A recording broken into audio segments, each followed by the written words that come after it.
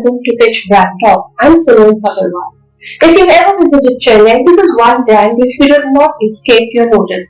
Be it print, be it television, this brand is all across the city. Now this brand is expanding beyond Chennai to other markets, and to tell us a lot more is Diptakirti Chaudhuri. He's the Chief Marketing Officer at one of the leading real estate brands in India, Casagrand. Hi. Thank you. I just want to start off with how has the year been for Casagrand? Right. It has been a great year for us. Actually, it has been several great years, one after the other for us. If you look at the last 3-4 years, we have grown at a CAGR of upwards of 30%, and we have grown in unit terms, we have grown substantially in revenue terms, and more importantly, in the last few quarters, we have grown in our footprint as well. So we have always been in Chennai. We are a Chennai brand. We are in Coimbatore for a fairly long time, and then Bangalore. But last few quarters, we have launched in Pune, which is our first foray out of South India, and we have launched 3 major projects in Hyderabad, which is again one of the fastest growing real estate markets in the country. So, and of course there are plans to grow further, but I think this mix of very strong revenue growth, very strong footprint growth is what makes last year very, very satisfying. But year on year, if you could just give me an idea what's been the growth like? We have, as I said, that we have grown by around 30 to 40% in that range for quite a few years now. Sure. So from a relatively small Chennai-based player, we are now one of the top few builders in South India, and we hope to grow bigger in the coming years. Now, building aspirations is the tagline of the company, being an aspirational brand. But you've also, from mass apartments or mass buildings, you've kind of taken a shift towards premium. How has this shift been?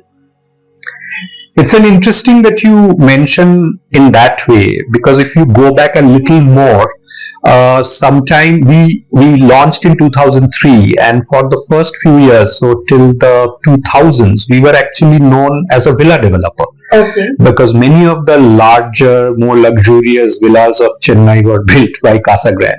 So we were a villa developer, but as we started growing, as our aspirations started becoming bigger, we realized we had to participate in the mass, the apartment, the large townships, and all of that. So over the last few years, you have seen a very large number of projects which are very affordable, very economically designed, very efficiently located. So we are able to give a very attractive price point to the consumer. So it is like from a small developer, we became a villa developer. Now we expanded. When we expanded big time, we expanded in the economy as well as what we call the mid-premium affordable space. And now as we are expanding and as we are entering many different types of land parcels in many different types of cities, we realize that we are again going back to many of those villas, many large, very large format apartments, what we call floor villas. So effectively it's like a villa but on a multi-storied building. So therefore you could actually say that it is a full circle from a villa to a mass. I wouldn't say we are fully mass, I would like to call us mid-premium. And then now again going into full time into premium projects. So how is the split between your mid-premium, premium, and also say if you're in any of the office complexes or if you're looking to get into that space? So how is the sure if I talk about it from the residential only, I'll come to the commercial part. But if I talk about residential only, we are essentially looking at a majority of our projects are still in the mid-premium category, which you could say that a sweet spot of, let's say, something like 65-70 lakhs going up to about 1 crore. That's still our mainstay. Upwards of 1.5 CR to 2 CR in that range, we would be probably about 1/3 of our units are in that space. Okay. Now, commercial is a completely different business altogether. So we are not clubbing that with this. We have recently gone into commercial, and we are launching. We have launched a couple of properties already, and we are looking to do some more in the near future. Now, what's interesting is if you work with Casagrand, works with a lot of celebrities. And what's also different is you don't have one celebrity as for the entire brand, but you have celebrities for even specific projects. Like you have recently onboarded Genelia and Ritesh Deshmukh for West India. You have Nayanthara and Lenny for your projects in Chennai and Hyderabad. It's a long list. Kareena Kapoor for Bangalore, Samantha Ruth Prabhu for Hyderabad, and also Venkatesh Dupapati. Now you've also got Saurav Ganguly as your national face and Hrithik Roshan for Chennai. So how has this association with celebrities worked out for you? Can you give me an example of any project of yours which has helped and the metrics that you've kind of achieved with the celebrity association? Sure.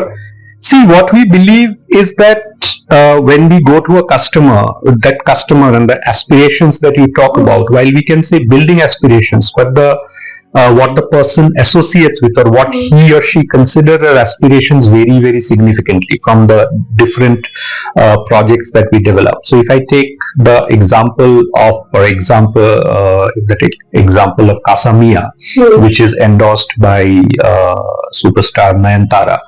Our pitch to that is that in the middle of Chennai, which is Pallavaram, we are creating a regal, royal kind of a thing, and it brings in, we wanted to bring in that international style. It is designed in a Spanish, it's a Spanish themed community. So therefore we thought of that, how do we talk about that uniqueness of that property, which has a Spanish theme, and also how do we create a story or an image or a mind space, or how do we, in the cluttered advertising space, how do we break clutter and bring in? And that's why we thought of bringing in somebody like Nayanthara, who exudes this very royal vibe. And we created a storyline in which, let's say, a Spanish queen is coming to India, and where else could she stay except for Casagrand Casa Mia? Similarly, when we launched recently in Pune with Casagrand Caladium, and we looked at Ritesh and Genelia because they are a very popular couple. They exude a very nice positivity. They are very aspirational, but at the same time they're very relatable, because they have this cute sense of humor. They have a very nice banter going. Their social media presence is amazing. So when we looked at our audience in Pune, we realized that our audience will probably connect very well with this couple, and there is that added benefit of Ritesh being from Maharashtra and has a very strong connect with the people there. So it just made sense that both from a logical point of view, that we need a face that the Maharashtrian people trust, and we need an emotional hook about a very aspirational but relatable couple. It just kind of fit the bill perfectly.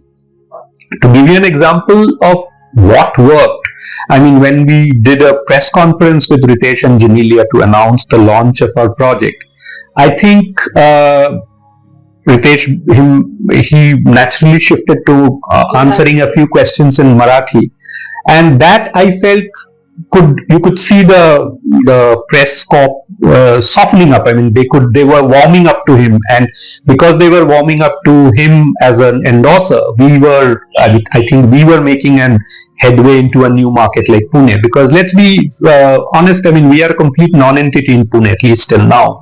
So therefore, we need all the credibility, all the goodwill that we can get, and a very well-recognized celebrity helps us get that.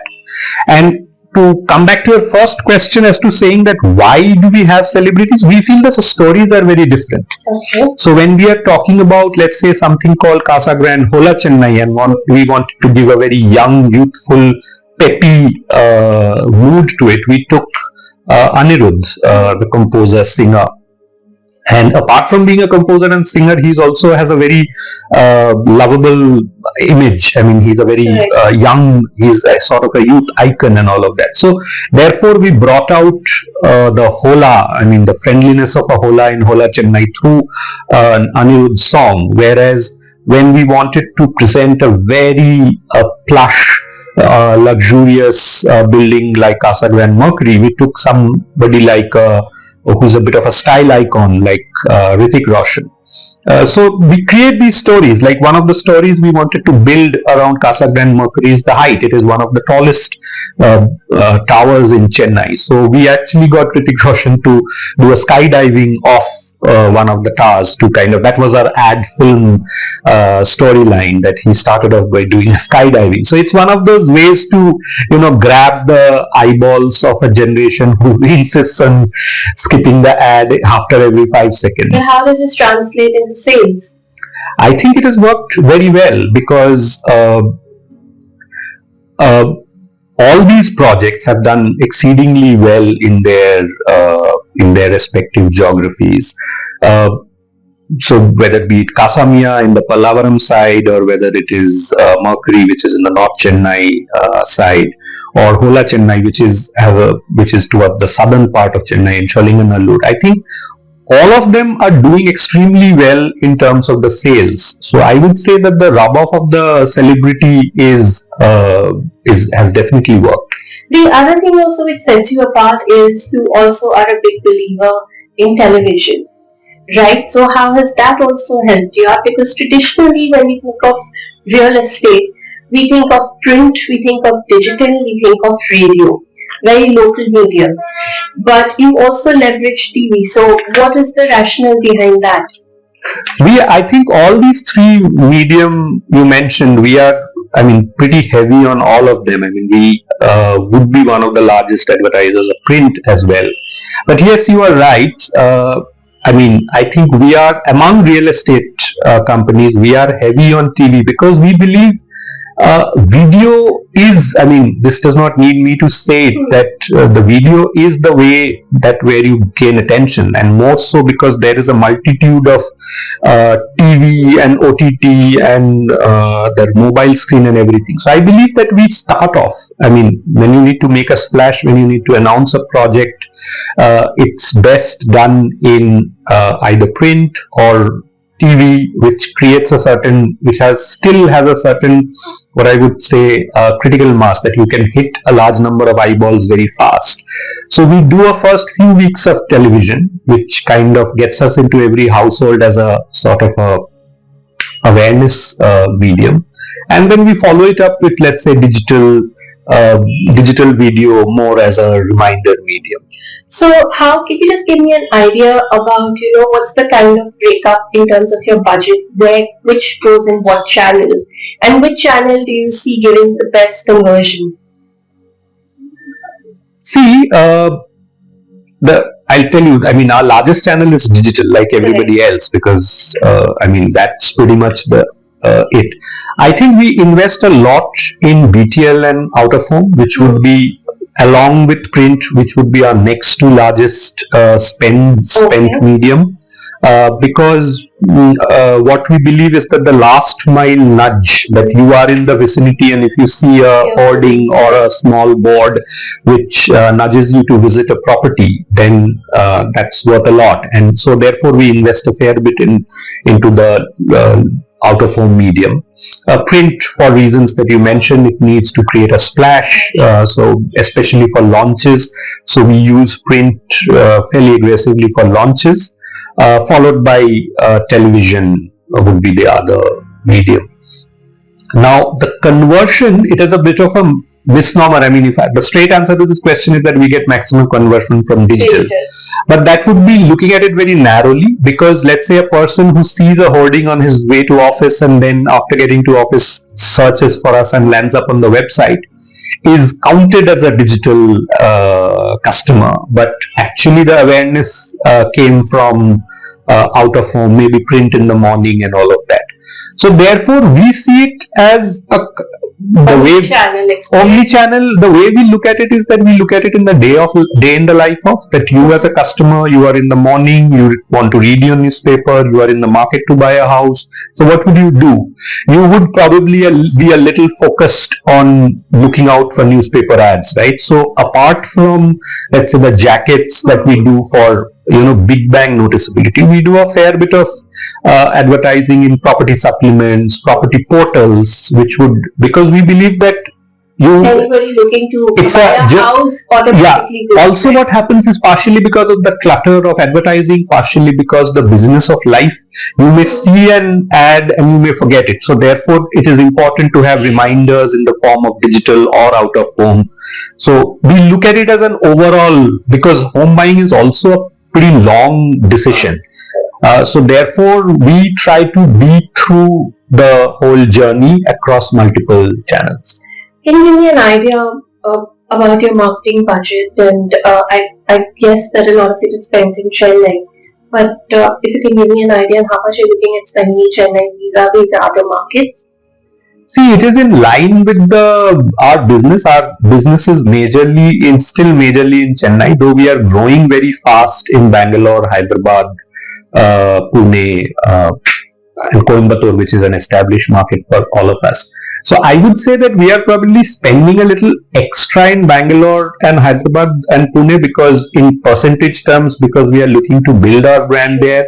Whereas in Chennai, we are touchwood in an enviable position where brand awareness is not an issue. We are by far the highest top of mind awareness in Chennai. So therefore, our Chennai spends are more performance oriented, as in driving leads and driving business, whereas our spends in Bangalore, Hyderabad, Pune would be split between both driving business as well as building the brand awareness.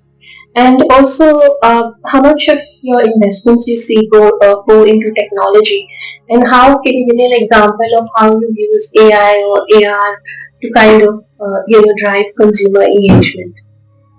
Sure. What we are increasingly realizing is that the consumer is very keen on being absolutely sure about a property before he or she visits it. Earlier, this behavior is changing very rapidly, because earlier the consumer was saying, okay, there is a home, let me go and visit it and see what it means. So that touch feel was easier to get. Now the consumer is that much more what I call it, like a little judicious in saying that, okay, I will not visit many properties, let me do a lot of shortlisting and then visit only a few and then take a call. So to that extent, augmented reality, 360-degree views, shoots, plain vanilla shoots, all that is coming in. Therefore, AI is also coming in terms of both in communication. I mean, how I communicate with a consumer, because consumers don't like speaking. And when you do call somebody, you might be disturbing a person. So therefore, we are using AI in terms of our customer engagement, where be it through voice bots or through WhatsApp bots, we are able to communicate almost automatically. I wouldn't call it fully automatic, because there is some amount of human thing involved, but we are looking to bank on that fairly heavily. We are already doing it and looking to bank on it fairly heavily in the future. Creating a sort of an experience for our customers without having to visit the site is becoming important, because an increasingly large number of people are NRI customers, so they cannot visit the site even if they want to. So therefore, creating augmented reality setups for them, or 360-degree views, etc., is also important. So I see that from an customer engagement point of view, customer experience point of view, and communication creation point of view, all three will have a significant element of AI in the coming years. I mean, I'm starting now. I mean, we are already in it. So I'm not saying it's in the future. It's happening as we speak. And how do you balance technology and human intervention? That is kind of a challenge because sometimes bot tests can also have a tendency to put you off. Of course. See, I think it's a balance between several things. The first thing that I believe is that actually AI is very good at doing the same thing again and again.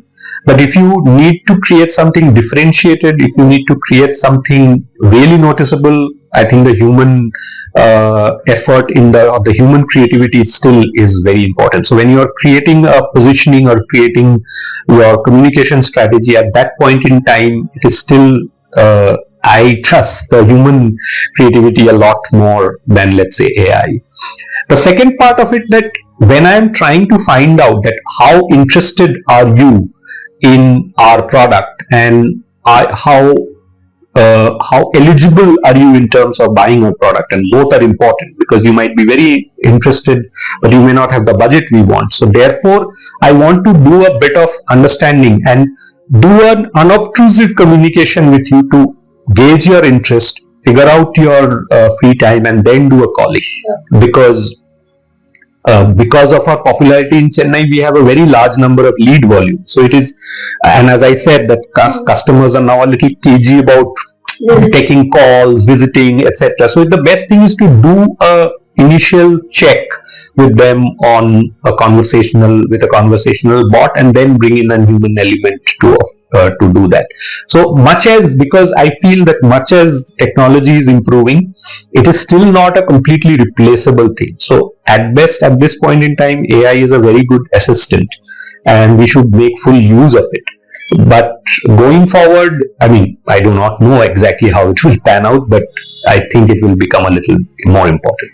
And looking ahead, what can we expect from Casagrand? You said that your focus is going to be more on Bangalore, Hyderabad, Pune at the moment.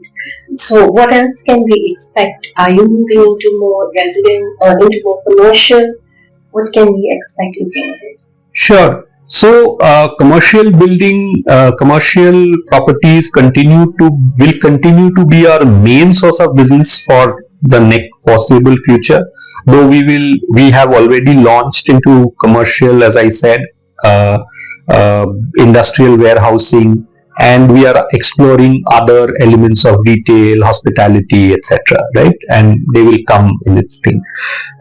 From a residential point of view, again, while Chennai will be our largest market, our faster growing markets will be Bangalore, Hyderabad, Pune, where we are already there, where we are already taking up land parcels, or we already have land parcels which will be launching in this financial year and later also. So therefore, I see the Chennai becoming a lesser part of our portfolio, not because it will grow slower, but everything else, we will launch in more markets and everything else will grow faster. Thank you so much for your time. Thank you so much for having me.